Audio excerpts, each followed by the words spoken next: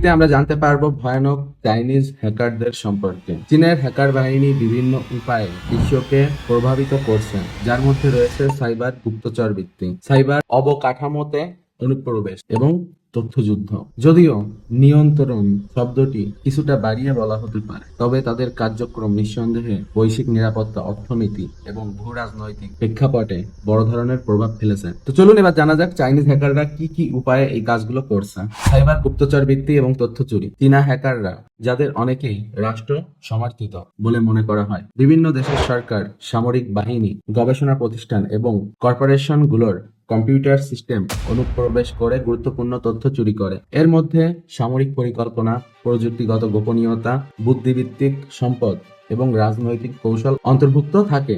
মার্কিন যুক্তরাষ্ট্রের অর্থ মন্ত্রণালয় সহ অনেক দেশের গুরুত্বপূর্ণ প্রতিষ্ঠানে চীনা হ্যাকারদের অনুপ্রবেশের অভিযোগ উঠেছে।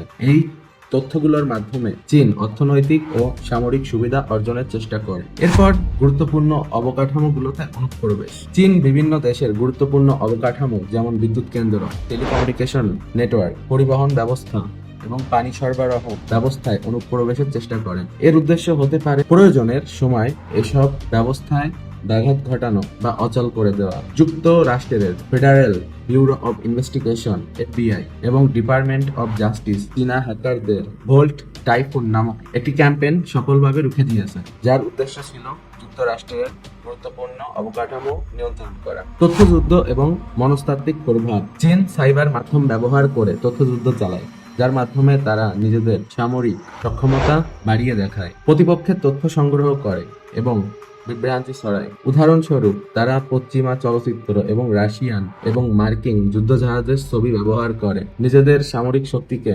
অতিরঞ্জিত করে উপস্থাপন করেছে। তারা ডিপফেক প্রযুক্তি ব্যবহার করে গুজব ছড়ানোরও চেষ্টা করে, যেমন ফিলিপাইনের প্রেসিডেন্টের একটি ভিডিও ডিপফেক করে তৈরি করা হয়েছিল। তাছাড়া তারা জাতীয় ভার্চুয়াল আইডি এবং অনলাইন নজরদারি করে। চীন নিজেদের দেশের নাগরিকদের উপর কঠোর আইন নিয়ন্ত্রণ আরোপ করেছে। চীনে আপনি গুগল সহ, ফেসবুক সহ বিভিন্ন ধরনের সোশ্যাল মিডিয়া চাইলেও ব্যবহার করতে পারবেন না। সেখানে তাদের নিজস্ব সোশ্যাল মিডিয়া এবং সোশ্যাল নেটওয়ার্ক আছে।